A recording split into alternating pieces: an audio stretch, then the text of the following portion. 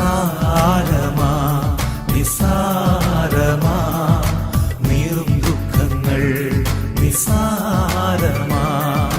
നാളെ വരുന്ന മഹിമയോർത്താൽ ഇന്നിൻ ദുഃഖങ്ങൾ നിസാരമാ. നാളെ വരുന്ന മഹിമയോർത്താൽ. ഗുഡ് മോർണിംഗ് പ്രിയപ്പെട്ടവരെ, ഇന്നൊരു ദത്തെടുക്കലിന്റെ കഥയാണ്. ഉൽപ്പത്തി മുതൽ വെളിപ്പാട് വരെയുള്ള ദൈവ മനുഷ്യ ബന്ധത്തിനെ ഒറ്റ വാക്കിൽ സൂചിപ്പിക്കാനായിട്ട് പറഞ്ഞാൽ നമുക്ക് എളുപ്പം പറയാനായിട്ട് സാധിക്കാം. It is a story of adoption, ഒരു ദത്തെടുക്കലിന്റെ കഥ. ദത്തെടുക്കലിന്റെ ചരിത്രം തുടങ്ങുന്നത് പുറപ്പാട് പുസ്തകം 4-ാം അധ്യായം 22-23 വാക്യങ്ങൾ വായിക്കുമ്പോഴത്തേക്കും നമുക്ക് പിടികിട്ടും. ഇസ്രായേൽ എൻ്റെ മകനാണ്, എൻ്റെ ആദ്യജാതൻ. ഒരു ഡിക്ലറേഷനോട് കൂടിയാണ് രക്ഷാകര ചരിത്രത്തിന്റെ പഴയ നിയമ സംഭവങ്ങളുടെ തുടക്കം. അടിമകളായിരുന്ന ഒരു ജനത്തെ നോക്കി ദൈവം പറയുകയാണ്, ഇനി ഇവർ എൻ്റെ മക്കളാണ്, അല്ലെങ്കിൽ ഇവൻ എൻ്റെ മകനാണ്, എൻ്റെ ആദ്യജാതൻ എന്ന് ദൈവം വിളിക്കുന്നു.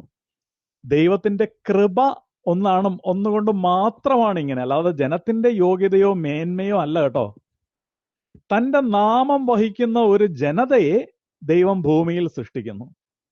യേശുക്രിസ്തുവിലൂടെയുള്ള മനുഷ്യവംശത്തിന്റെ ദത്തെടുക്കലിന്റെ നിഴലായി ഈ ഭാഗം നമുക്ക് വായിച്ചെടുക്കാനായിട്ട് സാധിക്കും. ഇനി സുവിശേഷത്തിലേക്ക് വരുമ്പോഴും ഇത് തന്നെയാണ് നമ്മൾക്ക് കാണാനായിട്ട് സാധിക്കുന്നത്. ദൈവമക്കളുടെ പദവി നഷ്ടമാക്കി പാപത്തിനടിമകളായ മനുഷ്യവർഗത്തെ ദത്തെടുക്കാൻ ദൈവം തന്റെ മകനെ ഭൂമിയിലേക്ക് അയക്കുന്നു. ദൈവപുത്രൻ ദാസന്റെ രൂപം സ്വീകരിച്ച് ദാസന്മാരെ പുത്രന്മാരാക്കുന്നു. ഒരു ദത്തെടുക്കലിന്റെ കഥ. സുവിശേഷം എഴുതി തുടങ്ങുന്നത് തന്നെ ഒരു ദത്തെടുക്കലിന്റെ കഥ പറഞ്ഞുകൊണ്ടാണല്ലേ. യൗസേപ്പ് പിതാവ് തന്റെ മകനായി ദൈവപുത്രനെ ദത്തെടുക്കുന്നു. സ്വന്തം മകനായി ദാവീദിന്റെ പുത്രനായി മാറ്റുന്ന പ്രവചനം ഇവിടെ പൂർത്തിയാകുന്നു. ദൈവപുത്രൻ ഭൂമിയിൽ വന്ന് നമ്മളെ പുത്രന്മാരാക്കേണ്ടതിന് ദാസനായി നമ്മെ കൊണ്ട് ദൈവത്തെ അപ്പാ എന്ന് വിളിപ്പിച്ചു.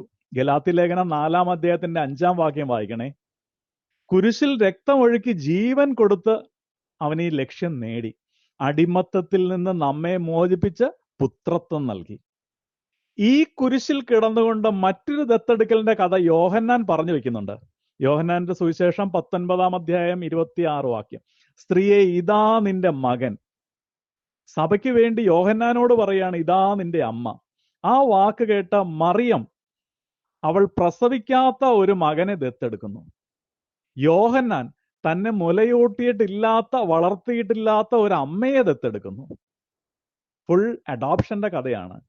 സുവിശേഷത്തിന്റെ ആരംഭത്തിൽ യേശു ഒരു കുടുംബത്തിലേക്ക് ദത്ത് നിൽക്കാനായിട്ട് വരുന്നു. സുവിശേഷം അവസാനിപ്പിക്കുമ്പോൾ ആത്മീയ കുടുംബത്തെ സ്വർഗത്തിന് വേണ്ടി ദത്തെടുക്കുന്ന ദൈവപുത്രന്റെ മനോഹരമായ ഒരു കാഴ്ച. എഫേസോസ് ലേഖനത്തിന്റെ 2-ാം അധ്യായത്തിന്റെ 19-ാം വാക്യത്തിൽ നമ്മൾ ഇങ്ങനെ വായിക്കുന്നു, നിങ്ങൾ ഇനി അന്യരോ പരദേശികളോ അല്ല, ദൈവ കുടുംബത്തിലെ അംഗങ്ങളാണ്. അവന്റെ കുരിശിൽ അങ്ങനെ നമ്മൾ, എന്നെ കേൾക്കുന്ന ഞാനും നിങ്ങളും ദൈവ മക്കൾ അല്ലെങ്കിൽ സഹോദരങ്ങളായി രക്തബന്ധം, യേശുവിന്റെ രക്തം മൂലം രക്തബന്ധമുള്ള സഹോദരങ്ങളായി മാറിയെന്ന്. ഇത്ര മഹത്തായ സന്ദേശം അല്ലേ. റോമാലേഖനം 8-15 പുത്രസ്വീകാര്യത്തിന്റെ ആത്മാവിനെ നമുക്ക് നൽകിക്കൊണ്ട് നമുക്ക് ദൈവത്തെ ആബാ പിതാവേ എന്ന് വിളിക്കുവാൻ അവൻ കഴിവ് നൽകി.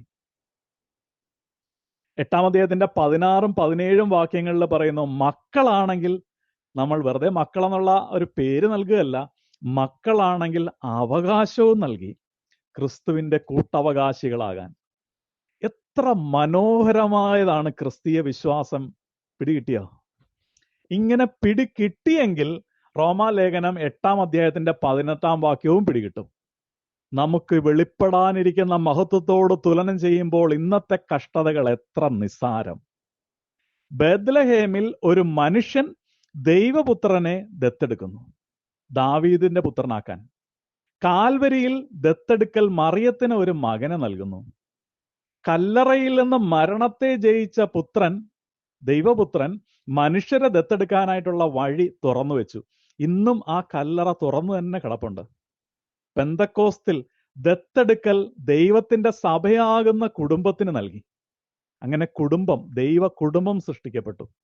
ഓരോ തവണയും നാം മറ്റുള്ളവരെ സ്വീകരിക്കുമ്പോൾ, മാപ്പ് കൊടുക്കുമ്പോൾ, ഹൃദയത്തിലേക്ക് ദത്തെടുക്കുമ്പോൾ ഈ ദൈവീക കുടുംബത്തിനെ കൂടുതൽ കൂടുതൽ വലുതാക്കുകയാണ് നമുക്ക് ചെയ്യുന്നത്. നമ്മുടെ ഉത്തരവാദിത്വം പറഞ്ഞുകൊണ്ട് ഇന്നത്തെ ചിന്ത അവസാനിപ്പിക്കാം. 2 കൊറിന്തോസ് 5:19-20 ഒന്ന് വായിക്കണേ. നമ്മുടെ ദൗത്യം ഇതാണ്. ഈ സന്ദേശം ഇപ്പോൾ ഈ തലമുറയിൽ നമ്മളെയാണ് ഭരമേൽപ്പിച്ചിരിക്കുന്നത്. ഇത് അനേകരിലേക്ക് പകർന്നു കൊടുക്കാനുള്ള ഉത്തരവാദിത്വം നമുക്കുണ്ട്. എന്തിനാണ്? ഈ കുടുംബം വലുതാക്കാൻ. ചിന്തിക്കാം, വാട്ട് വി ഹാവ് ഡൺ. ഇന്ന് വരെ നമ്മൾ എന്ത് ചെയ്തു ഇതിനു വേണ്ടി? ഇനി വാട്ട് വി ക്യാൻ ഡു. നല്ലൊരു ദിവസം ആശംസിക്കുന്നു. അവന്റെ കൂടെ നടക്കാം. നമ്മൾ മക്കളാണ്, മക്കളെങ്കിൽ അവകാശികളും. വെളിപ്പെടാനിരിക്കുന്ന മഹത്വത്തോട് തുലനം ചെയ്യുമ്പോൾ ഇന്നത്തെ കഷ്ടതകൾ സാരമില്ലായി, സങ്കടങ്ങൾ മാറിപ്പോകും, ഈ വേദനകൾ സാരമില്ലായി, സങ്കടങ്ങൾ മാറിപ്പോകും, ഈ വേദനകൾ മാറിപ്പോകാത്തൊരു വാഗ്ദത്തമുണ്ടിനി. ആ നല്ല നാളുകൾ വേഗം വരും.